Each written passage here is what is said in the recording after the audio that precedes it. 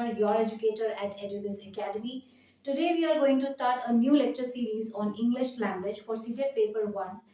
And for both seated paper 1 and seated paper 2, the syllabus is almost same. Let us first check out the syllabus.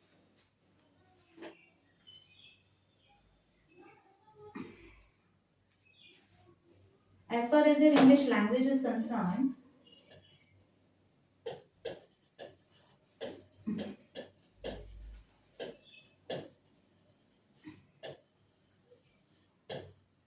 English language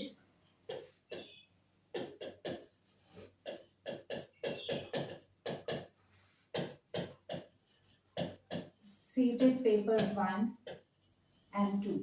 The syllabus is almost same, and English language syllabus consists of two parts. So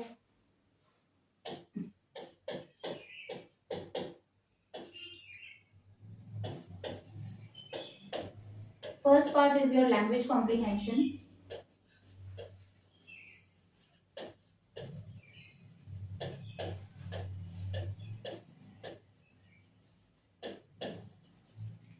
And second part is your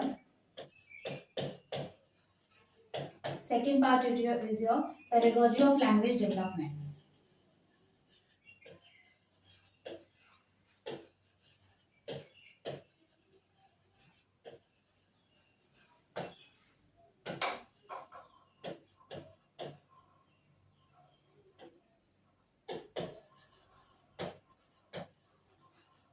Okay, so it consists of two parts: language comprehension and pedagogy of language development. First part is of 15 questions and it carries 15 marks, and second part is also of 15 questions and carries 15 marks. Okay, so total English language part of your syllabus consists of 30 marks, carries 30 questions and 30 marks or 30 marks. Okay.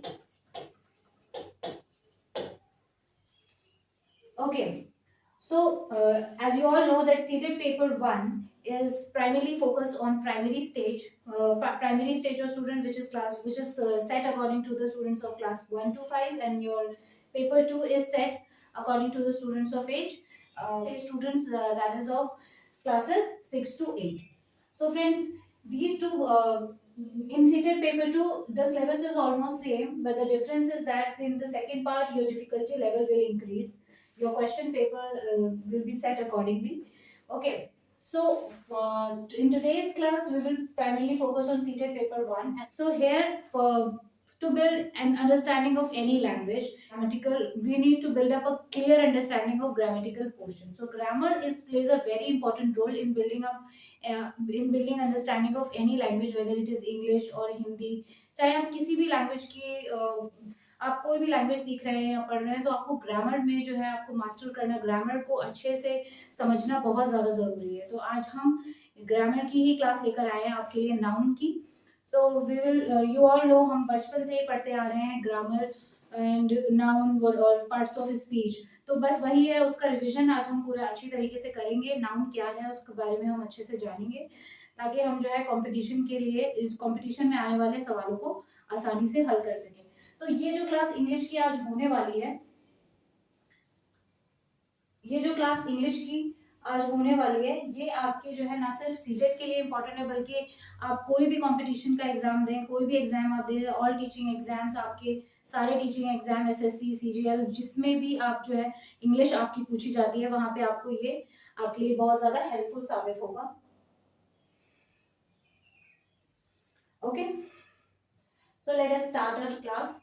So you all know that there are 8 parts of speech in grammar. These are noun, pronoun, adjective, verb, adverb, preposition, conjunction, interjection. So our today's chapter is totally concerned with noun. So friends, what is noun? Let us see. A noun is a word that names something, such as a person, place, animal, thing, or idea. Noun क्या है? Noun is a naming word. Noun is a word that gives an identity. ये हमें एक identity देता है, एक पहचान देता है। किसको? किसी भी इंसान को, किसी भी पर्सन के नाम को, किसी प्लेस के नाम को, एनिमल, थिंग या आइडिया के नाम को एक नाम देने वाला जो शब्द होता है उसे हम क्या बोलते हैं? नाउन। और ये हमें बेसिकली एक पहचान देता है, ठीक है। तो noun gives us a noun gives an identity, okay, एक नाम देता है किसको, पर्सन को, प्लेस को, एनिमल को, थिंग को, आइडिया को। तो ये बेसिक चीजें आपको एकदम याद रखनी है कि नाउन क्या देता है, नाउन नेमिंग वर्ड है, एक नाम देता है, एक पहचान देता है, person, place, animal, thing and idea. Okay, आगे बढ़ते हैं। नाउन, किसी भी इंसान के नाम को हम नाउन कह सकते हैं, किसी भी प्लेस के नाम को हम नाउन कह सकते हैं। यहाँ पे हम कुछ एग्जांपल्स देख सकते हैं, जैसे noun can name a person such as Albert Einstein, the president, my mother, girl, ये सब नाम है, ये सब नेम्स है। तो ये एज अ नेम आपको नाउन जो है वो एक नाम हमें देता है। ओके, नेक्स्ट आपको नाउन जो है वो एज अ प्लेस भी, नाउन क्या है, जगह के नाम को भी हम नाउन कहते हैं, जैसे mount Vesuvius, Disneyland, my bedroom. Okay, तो प्लेसेस के नाम को भी हम नाउन कहते हैं, ठीक है। आगे बढ़ते हैं। अब यहाँ पे देख सकते हैं आप, noun is can also name a thing, noun जो है वो चीजों को भी नाम देता है। It's a naming word for thing also, but things can be of different types, like things mainly we can categorise thing in the form of tangible and intangible things. Okay, tangible, there can be tangible things and there can be intangible things also.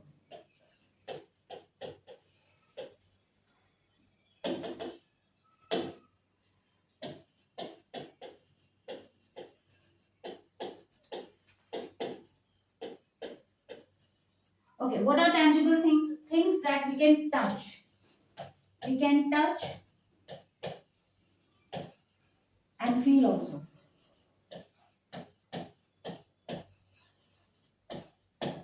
And what are intangible things? Things we cannot touch. We cannot touch, but only feel. But only feel or experience. Okay, तो intangible things we cannot touch, हम इसे छू नहीं सकते, हम सिर्फ महसूस कर सकते हैं, फील कर सकते हैं, एक्सपीरियंस कर सकते हैं। और tangible things को हम छू भी सकते हैं और महसूस भी कर सकते हैं। यहाँ आप एग्जाम्पल देख सकते हैं, शू, तो shoe is a thing, this pen is also a thing, इसे हम छू सकते हैं, महसूस कर सकते हैं। तो ये क्या हो गया, tangible things में आ गया। अब फ्रीडम, फ्रीडम क्या है, फ्रीडम आजादी, आजादी आप छू नहीं सकते, ठीक है, उसको आप सिर्फ महसूस कर सकते हैं। तो इस तरह की चीजें भी होती हैं। यहाँ पे क्या लिखा है, noun can also name things, दो sometimes these things might be intangible such as concepts, activities, process and some might even be hypothetical or imaginary things. तो नाउन जो है वो थिंग्स भी हो सकते हैं और थिंग्स समटाइम्स इनटेंजिबल थिंग्स की भी हम बात इसमें करेंगे। तो इनटेंजिबल थिंग्स भी जो होती हैं, जैसे हमने बात की, जिन्हें हम सिर्फ एक्सपीरियंस कर सकते हैं, वो भी जो है वो नाउन की कैटेगरी में आते हैं, उन्हें भी हम नाउन में डालते हैं, ठीक है। तो आगे बढ़ते हैं। Now we understand what are the different types of noun. So let us see proper noun versus common noun. So one of the important distinction to be made is whether a noun is a proper or a common. सबसे पहले जब हमें noun के बारे में पूछा जाता है कि नाउन क्या है, तो हमें सबसे पहले देखना होता है whether it is a common or a proper, ठीक है। तो what are proper nouns? A proper noun is a specific name of a person, place or thing and is always capitalized. ठीक है, अगर हम किसी नाउन को स्पेसिफिक नेम दे दें, पर्टिकुलर स्पेशल नेम दे दें, एक खास नाम दे दें, तो वो क्या बन जाता है, प्रॉपर नाउन। और हमेशा याद रखिए, प्रॉपर नाउन को हमेशा हम कैपिटलाइज करते हैं, मतलब चाहे वो सेंटेंस के शुरू में हो, बीच में हो या आखिर में हो, उसको हम हमेशा कैपिटल लेटर से ही डिनोट करते हैं। Let us see the example, does Tina have much homework to do this evening. तो क्या ये जो एक सेंटेंस है, इसमें आप देख सकते हैं कि टीना वर्ड को हाईलाइट इसलिए किया गया, ये टीना जो है वो क्या हो गया, यहाँ पे ये एक प्रॉपर नाउन है, एक लड़की का नाम है, लेकिन स्पेसिफिक, हमने एक लड़की को स्पेसिफिक नेम दे दिया टीना, तो Tina will become proper noun and it will be capitalized. Okay, the next example, I would like to visit Old Faithful. So here you can see that Old Faithful is a proper noun because it is a specific name given to a place. Okay, so Old Faithful will be definitely capitalized. तो ये समझ में आ गया proper noun. Proper noun किसी भी खास चीज, खास जगह, खास इंसान के नाम को प्रॉपर नाउन कहते हैं और उसे हमेशा हम कैपिटलाइज करते हैं। ठीक है, आगे बढ़ते हैं। नेक्स्ट है आपका कॉमन नाउन। तो common noun is exactly N opposite of proper noun and it is also called a generic noun. Okay, let us see. A common noun is the generic name of an item in a class or a group and it is not capitalized unless appearing at the beginning of a sentence or in a title. Listen, common noun जो होता है वो एक generic name इसको हम कहते हैं, एक जनरली जो एक नाम दिया जाता है अ क्लास और अ ग्रुप ऑफ पीपल को। जैसे फॉर एग्जांपल गर्ल, तो ये लड़की के लिए हमने यूज किया ना, तो ये कॉमन नाउन हो गया। सिमिलरली बॉय, तो बॉय जो है एक कॉमन नाउन हो गया, लेकिन अगर हम उसी बॉय का पर्टिकुलर नाम दे दें जैसे राहुल, तो ये क्या हो गया, ये प्रॉपर नाउन हो गया। अब हम पर्टिकुलरली राहुल की बात कर रहे हैं, ना कि किसी भी लड़के की। When you can not identify, जब आप उसको स्पेसिफाई नहीं कर पाए कि किसके बारे में बात हो रही है और एक कॉमन नाउन सिर्फ आपको दिखाई दे, तो इसका मतलब वो कॉमन नाउन है। इसे हम एग्जाम्पल से भी बेहतर तरीके से समझेंगे। उससे पहले आप ये जान लीजिए कि कॉमन नेम्स जो होते हैं, जैसे कि आप क्या हो गया, पेंटर, आर्किटेक्ट, सोल्जर, ठीक है, हीरो, तो ये सारे जनरल नेम हैं जो हम पीपल्स के लिए यूज करते हैं। इसी तरह चीजों के लिए भी यूज करते हैं, तो ये होते हैं कॉमन नाउन। एग्जाम्पल से और अच्छे से समझते हैं। The girl crossed the river, यहाँ आप देखते ही समझ सकते हैं कि गर्ल जो है वो नाउन है और रिवर जो है वो कॉमन नाउन है। गर्ल ने एक नदी को क्रॉस किया, the girl cross the river, एक लड़की ने नदी को क्रॉस किया। तो यहाँ पे you can see here the girl is a common noun because we can not identify, we can not make a we cannot here the identity of a girl particularly is not specified। हमें ये पता नहीं है कि वो किस लड़की की बात कर रहा है सेंटेंस में, सिर्फ ये पता चल रहा है कि सिर्फ एक लड़की की बात हो रही है। कौन लड़की है, इसका क्या स्पेसिफिक नेम है, हमें नहीं मालूम। That is why this is a common noun. And why river is a common noun? River is a common noun because it is not specifically mentioned that about which river they are talking about. Okay, ये किस river की बात हो रही है हमें ये नहीं पता, हमें बस ये पता है कि रिवर की बात हो रही है। एंड रिवर इज कॉमन, कोई सी भी रिवर हो सकती है। तो this is these both so girl and river both are common noun in this particular sentence. समझ में आ गया कॉमन नाउन? तो common noun is a generic name, is a normal general name given to any class और a group of noun.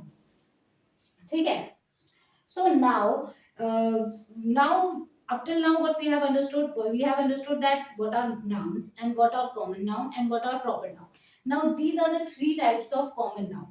So the concrete noun, abstract noun and collective noun, they come under the category of common noun. ये common noun की category में आते हैं। इनको हम detail में अब समझते हैं कि concrete noun और ये सब abstract noun और collective noun होते क्या हैं। ठीक है, आइए देखते हैं। A concrete noun is something that is perceived by the senses, something that is physical or real. Now see, a concrete noun is a noun that we can perceive it by our five senses. What are our five senses? मतलब all those nouns that we can sense by, we can hear, we can touch, we can see, we can smell, we can feel. Okay, we can touch. तो ये सारी चीजें जो हम अपने senses से perceive कर सकते हैं, हम उन्हें देख सकते हैं, छू सकते हैं, स्मेल कर सकते हैं, टेस्ट कर सकते हैं, वो सारे आपके क्या हो जाएंगे, कॉन्क्रीट नाउन। इनके एग्जांपल्स देख सकते हैं हम यहाँ पे। I heard the door bell, okay, my keyboard is sticky, तो आई हर्ड, मैंने सुना अपने सेंसेस से कि डोर बेल की बात हो तो door bell will be your concrete noun. ठीक है, now here we can also we can hear the bell, we can touch the bell, we can see the bell, so doorbell becomes your concrete noun. Now what is, now my keyboard is sticky, so keyboard is your will become your concrete noun. Why? You can touch, you can see, you can feel the keyboard. Okay, now let us understand what an abstract noun. Abstract noun is converse, it's entirely opposite to concrete noun. We what it conversely, an abstract noun is something that cannot be perceived, that cannot, it is completely opposite to what we have understood earlier. Concrete noun, it is the abstract noun, we cannot perceive it by our five senses, we cannot touch, we can only experience it, we cannot feel it, we cannot smell it or hear it or see it. Let us check out check out this one with an example. We can't imagine the courage it took to do that. हम इसमें इस sentence में courage, we can see this word courage, it is a abstract noun here. Why it is an abstract noun here? Because courage means बहादुरी. तो बहादुरी को आप छू तो नहीं सकते ना, फील सिर्फ महसूस कर सकते हैं, आप उसे टेस्ट नहीं कर सकते, टच नहीं कर सकते, ठीक है. तो we can't see, it can't be heard, it can't be seen. तो इसलिए ये इस तरह के वर्ड्स जो हो जाएंगे वो हो जाएंगे आपके एब्स्ट्रैक्ट नाउन. इस तरह के और एग्जांपल्स आप मुझे बताइए. जैसे फॉर एग्जांपल जैसे for example love, hatred, death, ठीक है, हैप्पीनेस, लोनलीनेस. तो all these words will come under abstract noun. इस तरीके की जो भी, और एब्स्ट्रैक्ट नाउन में आपके आइडियाज, आपके थॉट्स, ये सब भी आ जाते हैं, कॉन्सेप्ट्स भी आ जाते हैं, ठीक है. तो इस तरह की जो भी चीजें होंगी जिन्हें आप, you can't perceive them by your five senses, you can't see them, you can't hear them, you can't feel, you can touch them, only the thing is you can experience them. आप उन्हें महसूस कर सकते हैं लेकिन आप उन्हें छू नहीं सकते, उन्हें उन्हें आप देख नहीं सकते, ठीक है, और उन्हें आप सुन भी नहीं सकते. इस तरह के वर्ड्स को हम एब्स्ट्रैक्ट नाउन कहते हैं. ये सारे एब्स्ट्रैक्ट नाउन की कैटेगरी में आते हैं, ठीक है. आगे बढ़ते हैं.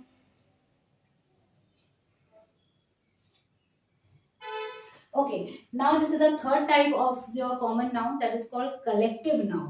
देखिए, जब collective noun होता है, जब हम ग्रुप को या किसी क्लास को हम एक पर्टिकुलर नाम दे देते हैं, we give one identity to it, so it becomes your collective noun. Collectively we give one name to it. Okay, here the collective noun denotes a group or a collection of people or thing. और वो नाम हम चीजों को ही देंगे या फिर किसी जानवर को देंगे, या जानवरों के झुंड को देंगे, लोगों के क्राउड को देंगे, किसी भी मतलब ग्रुप या क्लास को, थिंग्स के ग्रुप को या पीपल के ग्रुप को हम कोई भी नाम देते हैं तो वो क्या आ जाता है, वो क्या बन जाता है, वो बन जाता है collective noun. Let us see with an example. That pack of lies is disgraceful. Now here you can easily point out, you can see here that the pack of lies, मतलब झूठ, lies यहाँ पे noun है, lies, pack of lies, lies is what, lies यहाँ पे क्या है, abstract noun है. आप इसे देख सकते हैं कि lies क्या है, झूठ. तो झूठ क्या हो गया, एब्स्ट्रैक्ट नाउन. इसे आप, ठीक है. तो यहाँ पे यहाँ पे क्या बात हो रही है, पैक ऑफ लाइज, यानी झूठों की गठरी, झूठों का झुंड जो है वो क्या है, डिसग्रेसफुल, बहुत शेमफुल है, अनएक्सेप्टेबल है, ठीक है. तो इस सेंटेंस में क्या आ गया, झूठों की गठरी जो है वो बहुत अनएक्सेप्टेबल है, शेमफुल है, डिसग्रेसफुल है. तो इसमें क्या बात, तो ये पैक ऑफ लाइज क्या बन गया आपका कलेक्टिव नाउन. क्यों, यहाँ पे झुंड की बात हो रही है, ग्रुप ऑफ लाइज की बात हो रही है. पैक, जिसे हमने वर्ड दिया है पैक ऑफ लाइज, ठीक है. तो ये हो गया आपका. Now pack of lies is used here as collective noun. समझ में आ गया आपको क्या होता है कलेक्टिव नाउन. जैसे कि फॉर एग्जांपल एक बहुत ही बेसिक एग्जांपल से आप देखिए, जैसे आर्मी ऑफ सोल्जर्स. तो सोल्जर्स की जो झुंड है, ग्रुप है, उन्हें क्या वर्ड दिया जा रहा है, आर्मी. इसी तरीके से क्राउड ऑफ पीपल, लोगों के झुंड को क्या नाम दिया जा रहा है, क्राउड. तो क्राउड क्या हो गया आपका कलेक्टिव नाउन. इसी तरह से और भी एग्जाम्पल है, स्कूल ऑफ फिशेस. तो फिश है जो ग्रुप है उसको क्या नाम दिया जा रहा है, स्कूल. तो ये स्कूल वर्ड क्या हो गया, कलेक्टिव नाउन. इस तरीके के वर्ड्स आप जहां भी देखेंगे उन्हें आप किस में डालेंगे, आप कलेक्टिव नाउन में डालेंगे. और कलेक्टिव नाउन किसकी कैटेगरी में आता है, कॉमन नाउन की कैटेगरी में. और एक और बात बहुत ध्यान देने वाली ये है कि collective noun take a singular verb as if they are one entity. In this case a singular verb is this is we use. तो इसमें ये कहा जा रहा है कि collective noun is basically denotes, becomes a one identity. Okay, it gives you a one identity.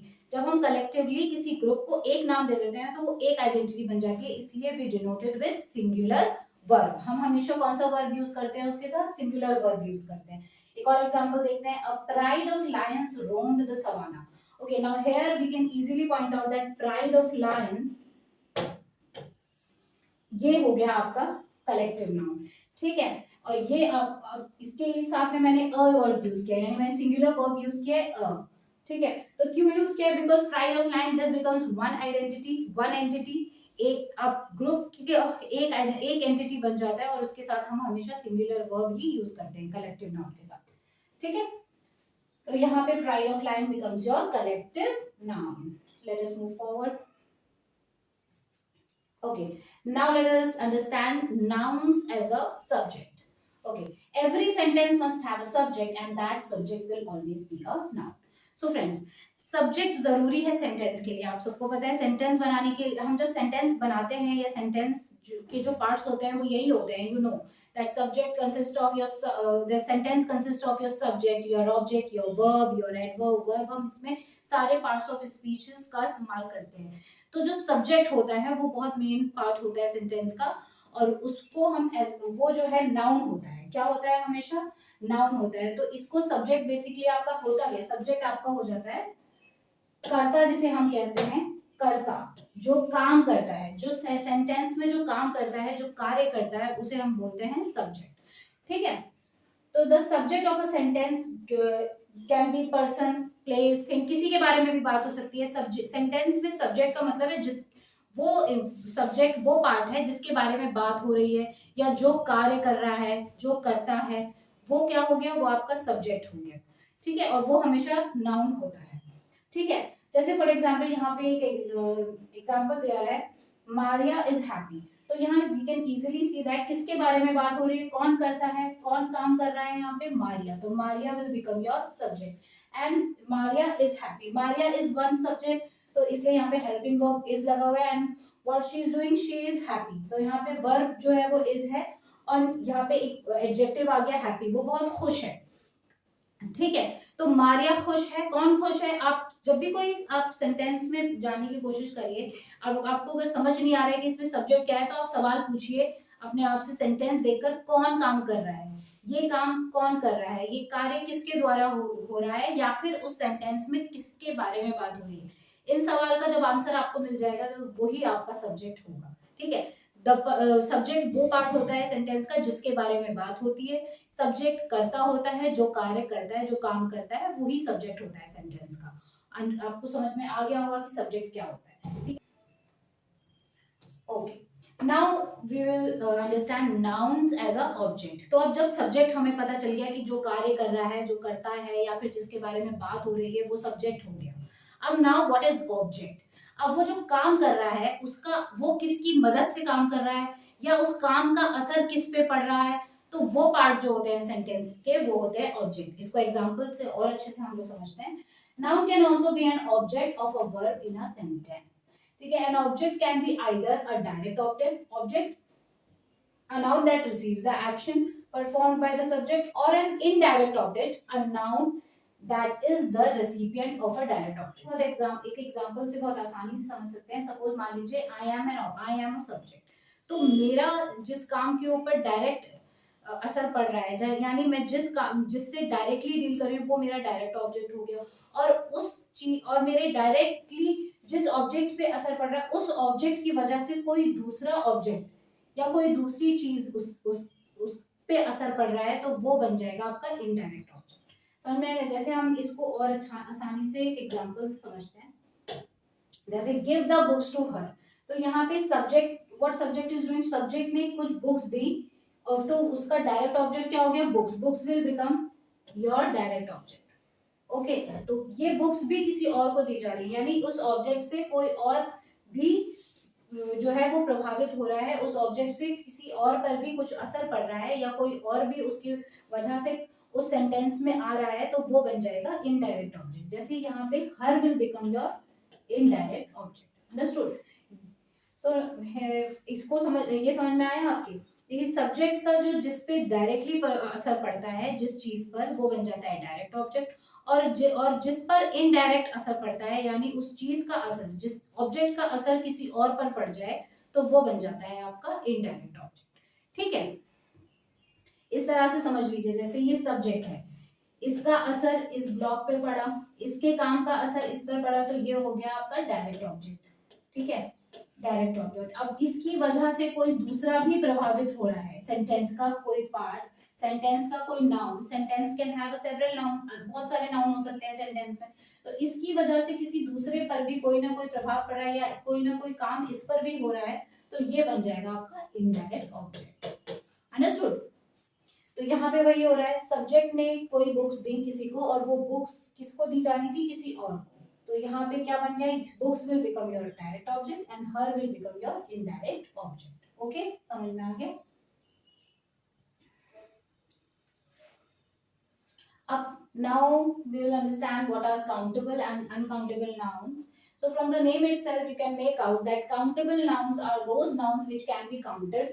ठीक है, इन्हें हम नंबर्स में काउंट कर सकते हैं, और वो नंबर्स कितने भी एक्स्ट्राऑर्डिनरी हाई भी हो सकते हैं, उससे हमें कोई मतलब नहीं है। बस हमें ये ध्यान रखना है कि वो काउंटेबल हैं, गिन सकते हैं हम उसे या नहीं गिन सकते हैं, ठीक है।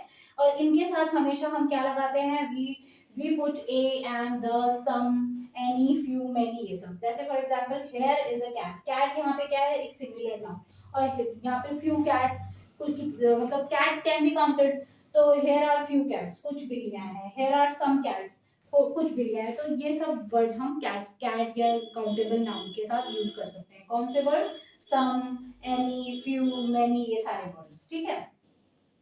आगे बढ़ते हैं। Uncountable nouns, from the name itself we can make out that it is impossible to count them, like for example liquids, sand, air. तो इन सबको क्या हम काउंट नहीं कर सकते, लेकिन ये बात याद रखिए कि अनकाउंटेबल नाउन जो होते हैं वो हमेशा क्या लेते हैं, वो हमेशा सिंगुलर होते हैं, they are always considered to be singular. जैसे एयर है, इसे भी हम सिंगुलर ही मानेंगे, जैसे लिक्विड है उसे भी हम सिंगुलर ही मानेंगे, ठीक है। तो ये सारे वर्ड जो होते हैं वो सिंगुलर होते हैं, और इनके साथ हम कौन से वर्ड्स यूज करते हैं, some, any, a little, much. जैसे फॉर एग्जांपल यहाँ पे एग्जांपल से देखते हैं, an IQ test measures intelligent, an IQ test ने क्या मेजर किया, इंटेलिजेंस मेजर किया। तो इंटेलिजेंस को आप काउंट कर सकते हैं, नहीं कर सकते, ठीक है। तो intelligence will become your uncountable noun. तो नेक्स्ट सेंटेंस में देखते हैं, students don't seem to have much more homework these days. Students आजकल जो है इतना ज्यादा होमवर्क स्टूडेंट्स को नहीं मिल रहा है। तो इसमें हम क्या देख सकते हैं, इसमें हम देख सकते हैं कि होमवर्क वर्ड जो है वो अनकाउंटेबल है, होमवर्क कितना है, क्या है, इसे हम मेजर नहीं कर पा रहे हैं। तो we have taken much with this word, and this word will become your uncountable noun. Okay, okay. Now let us understand what are possessive noun. Possessive noun possessive noun shows possessions, ठीक है। हम किसकी किसी चीज, किसकी किस चीज के बारे में यहाँ पे बात करेंगे, तो उसे हम कैसे नाउन में यूज करते हैं, हम यहाँ पे ये देखेंगे। जैसे for example possessive noun are the noun which possess something. Okay, you can identify the possessive noun by apostrophe. हम हमेशा अगर किसी के चीज के बारे में, पोजेशन के बारे में बात करते हैं, तो उस नाउन के आगे हम अपोस्ट्रोफी यूज करते हैं, ठीक है। तो the cat's toy was missing, यहाँ पे वी कैन इजीली सी कि किसके बारे में बात हो रही है, टॉय के बारे में बात हो रही है, and that toy belongs to cat.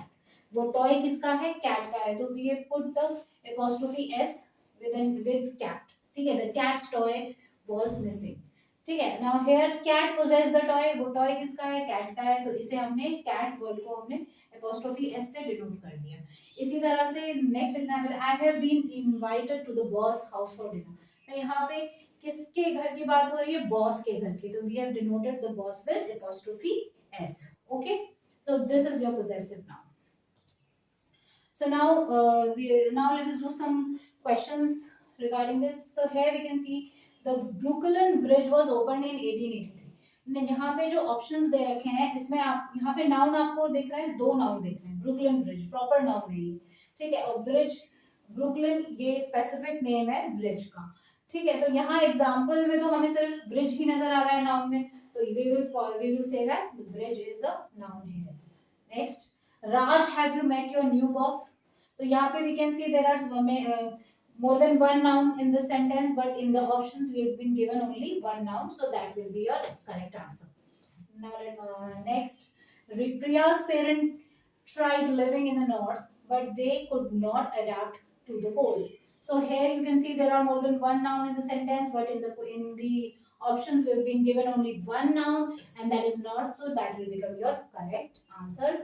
Okay, mastering basic English is an important goal for younger students. So here again we can see more than one noun, but only one this thing common noun is given in the answer. So your answer will become this only, students.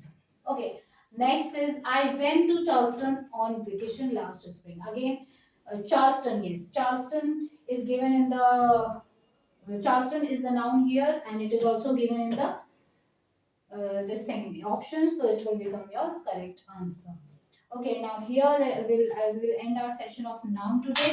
So what we have in this whole session, we in this whole class we understood what is noun, and there are several other chapters also apart from noun. We will do them in our coming lectures.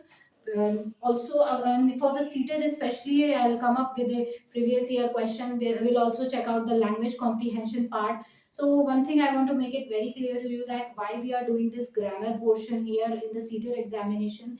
This is because, friends, in the seated examination, in your language comprehension portion, grammar comes in the questions. Okay, well, in your language comprehension portion, they will give you two unseen passages. Okay, one unseen passage will be of your prose or drama, and other will be from your poetry section. So in both the section, they will check your grammar skills also in the questions given below. Okay, in your question paper. So what, so here we have to we, for that, to cover up, to do those questions where correctly, we will it is important for us to complete all the grammatical aspects, all the grammatical uh, chapters. Okay, so one by one I'll try to cover up all your syllabus of CTET.